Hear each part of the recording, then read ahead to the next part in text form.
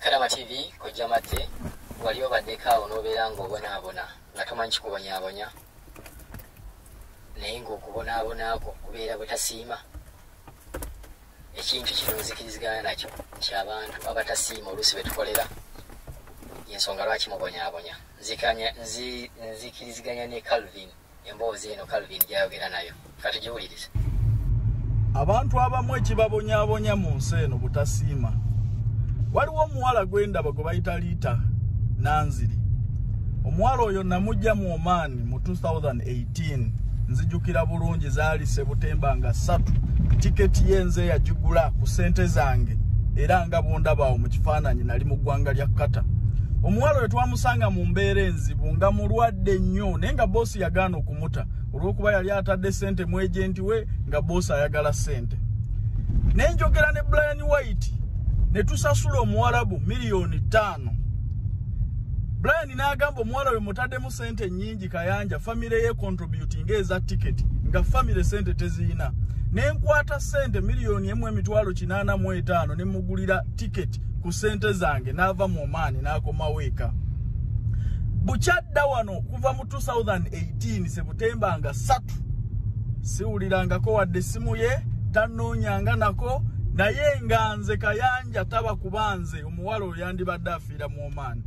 So baganda bange sivaayo nti ki olw'okuba nti namulabye ali okwo agamba nti abona naye abamu ekibabonyabonya butasiima. Omuntu atakumanyi atali muganda wo n'akukwata kasente n'akakuteekamu n'otasobola wadde okumugamba nti weebale oba okyabona n'ensi eno. Abamu ekibabonyabonya butasiima tolina wadde ekikolimo naye buli lw'ota appreciatinga muntu oyo akoledde kirungi ne Katonda akulimitinga okuteerawo abalala kubanga bonna baba atadde mu kkubo lyo oba obalese emitima gyabwe si mimativu. Omuntu gwo akuyambye buli lw'amatira ne Katonda akwongera emikisa. So muganda wange Liita Nanziri nakulabye n'SB4 naye yiga okusiima. Bwe mbanze Kayanja yakujja mu Oman mu 2018 nga ndina musajja mwavu nga nakasende mpamanta kawammante ne nkwata miliyoni yange mu $885 gy'emyezi gyange 2 nenji kuteekamu ove mu Oman. Mujjukira bulungi abaana betwaza okuva mu Oman. Liita Nanziri yali ku baana 45 betwajja mu Oman mubajjukira bulungi abazze bagoberera ensonga zino abazze batambula naffe. Abaana 45 betwajja mu Oman 25 betwajja e Dubai mujjukira mu 2018. Kitegedde we nali ne Brian White Foundation yaza abaana nga 2 abasigadde bonna cost yali yange. Nekyewuunyisa nnyo n'abalala era nja kubalangira nti bonna betwateekamu akasente badde wano siddanga mukuwuliriza na muntu yenna naye era nabo mbasuubira okuba nti tebali bulungi olw'obutasiima. Sigadde nze Calvin Kayanja mubere bulungi. Calvin Kayanja muwulidde emboozi engeri gyagisengese engeri gyagitaddewo omuwala Nanziri Gweyayamba mu 2018 nga ayita mu Brian White naye n'ateekako sente $1,885,000 n'agulira omuwala oyo air ticket. Calvin agamba okuva bwe yajja mu Uganda tamukubiranko wadde n'essimu wadde okumwebazaako naye amwekanze mulaba nga ate agamba embeera gy'ayitamu mbi ku SB4 Media. Ekintu kino kati ffe abakola mu bintu bya Kadaama nze njagamba si kipya. Oyinza okuyamba omuntu na contactinga mu inbox nga ali bubi nojja n'omuyamba n'atuuka e Uganda addamu ku contactinga ng'afunye nga tugambe nti wamuyamba okuva e Oman n'addamu contactinga ng'ate ali Saudi nga gyafunidde ebizibu naye ng'ali wano mu Uganda nga tasobodde wadde n'okukubira wadde na kasimu wadde n'okubuuzaako nti oba ekintu kino kiri kitya. Emboozi ya Calvin nga bw'agyogera nze ngamba abantu abamu ekintu ekibabonyabonya bubeera butasiima. Buli bw'otasiima Katonda kyakubadde kibeera kizibu nnyo okubeera nga mu nsi eno ojja kubeera nga ogenda mu maaso. Ne bwe babeera bantu ba bulijjo mwegendereze nnyo omuntu atafuna ssente ye muntu atasiima. Gwazikolerera oyinza omuwa $2,000 n'agamba kale laba mpadde 2 ku ssente zonna z'ayina obubeera butasiima. kati Katonda agamba engeri ono gy'atasiime wadde emitwalo 2 gye bamuwadde naye nga ye sigenda muteeka mu mbeera yakwekolera kamuteeke mu mbeera ey'okusabiriza mu kusabiriza gwe ate abeere nga tasiima. Omuntu atasiima abeera mubi naye bubeera bufumbo. Omusajja n'akuleetera ekintu owaka oba aleese ennyama aye n'aleese ennyama yalireese enkoko n'aleeta mukene kati laba tulya mukene. Kugamba nti buli kintu kyonna ekyaba akoze n'obeera nga tosiima. Ne bw'abeera mukazi ng'omukazi n'akuteerayo amazzi afunye obudde afumbye ku mazzi akuteereddeyo amazzi agookya bino ebizi leero bibadde byokya nnyo n'agateekamu n'alaba nti waayi gali gaadde gookya nnyo bino ate bibadde biwoze nnyo n'obeera ng'okomyewo waka leero omunnyo gwayitiridde leero emmere omucere gwagirebedde kugamba n'omukazi we naye yeetamwa kugamba aba afuba nnyo okulaba ng'akusanyusa naye agenda okulaba ng'omuntu gw'asanyusa amala budde muyigengako okusiima. Nzikiriziganya ne Calvin kyayogedde.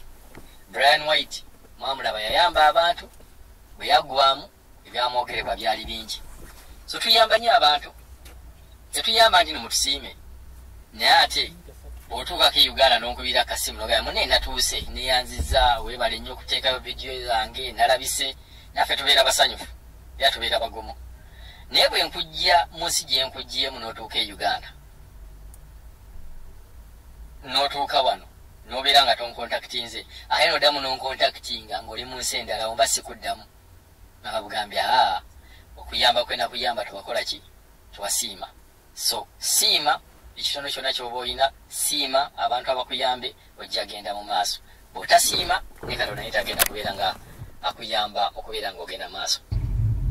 Abantu abamu ekibabonyaabonya mu nsi eno butasiima. Waliwo omuwala gwendaba gwe bayita Liita Nanziri. Omuwala oyo namujja mu Oman mu 2018 nzijukira bulungi zaali Sebutemba nga 3 tiketi yenze yagigula ku sente zange era nga bondabaawo mu kifaananyi nali mu ggwanga lya Kata.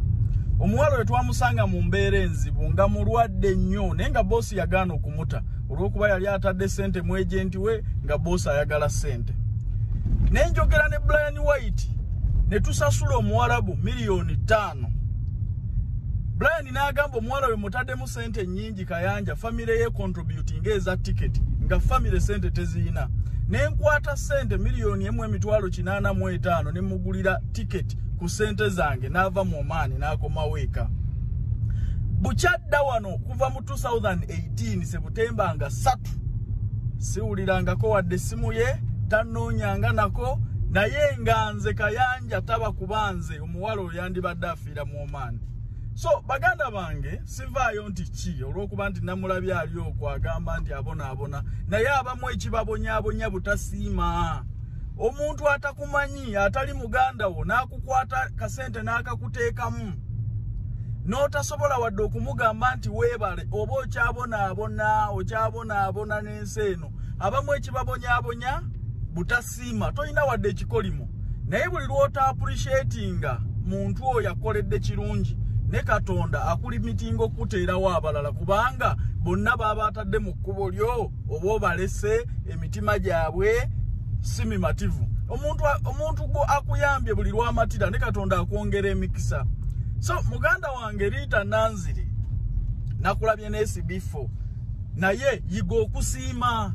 Bwe mbanze Kayanja yakujja mu Oman mu 2018 nga ndina musajja mwavu nga nakasende mpamanta kawammante ne nkwata $1,000,000 yange mu $85,000 gye myezi gyange 2 ne njikuteekamu ove mu Oman. Mujjukira bulungi abaana betwaza okuva mu Oman. Liita Nanziri yali ku baana 45 betwajja mu Oman mubajjukira bulungi abazze bagoberera ensonga zino abazze batambula naffe. Abaana 45 betwajja mu Oman 25 betwajja e Dubai mujjukira mu 2018. Kitegedde we nali ne Brian White Foundation yaza abaana nga 2 abasigadde bonna cost yali yange.